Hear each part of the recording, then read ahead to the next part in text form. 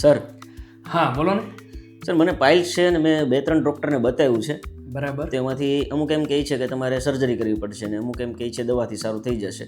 તો હવે હું કન્ફ્યુઝ છું કે મારે શું કરવું જોઈએ. એમાં એવું છે, પહેલાં તો તમારે પાઇલ્સના સર્જન ડૉક્ટરને કન્સલ્ટ કરવાનું કે જે પાઇલ્સના સ્પેશિયાલિસ્ટ છે એ તમારું નિદાન કરશે, એટલે કે ડાયગ્નોસિસ કરશે. અને ડાયગ્નોસિસની અંદર ડૉક્ટર નક્કી કરતા હોય છે કે તમારા પાઇલ્સ એ કયા ગ્રેડની અંદર છે.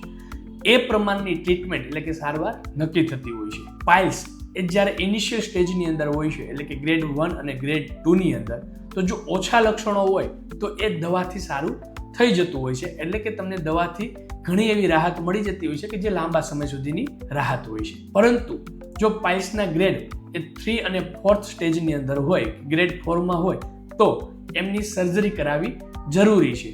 એમાં ફક્ત દવાથી તમને થોડા ટાઈમ માટેની જ રાહત મળે છે. પરંતુ જો આ સ્ટેજની અંદર તમે સર્જરી કરાવી લો તો લાઈફ ટાઈમ માટેની સારી એવી સારવાર તમને મળી જતી હોય છે. એટલે કે પાઇલ્સના કયા ગ્રેડ છે એ પ્રકારની સારવાર નક્કી થતી હોય છે.